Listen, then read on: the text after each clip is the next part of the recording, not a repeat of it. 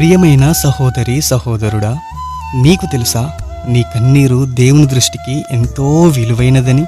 మనుషులకు నీ కన్నీరు విలువైనది కాకపోవచ్చు. నీ బాధను వేదనను వారు పట్టించుకోకపోవచ్చు. మనుషుల వద్ద నీవు కన్నీరు కార్చితే అది వారికి అపహాస్యంగా ఉండవచ్చు. కానీ అదే కన్నీరును మోకరించి దేవుని వద్ద కార్చితే ఆ కన్నీరుకు ఆయనిచ్చే విలువేంటో తెలుసా? నీ ప్రతి కన్నీరును ఆయన తన బుడ్డిలో దాచుకుంటాడు. నీ ప్రతి కన్నీరును వేదనను తన పుస్తకంలో రాసుకుంటాడు. ఎందుకో తెలుసా? ఆ కన్నీరంతటిని గొప్ప సంతోషముగా, గొప్ప నాట్యముగా మార్చడానికి. కాబట్టి మనుషుల వద్ద నీ బాధలు చెప్పుకొని నీ కన్నీరు కార్చి ఆ కన్నీరును వృధా చేసుకో. ఇప్పుడే మోకరించు.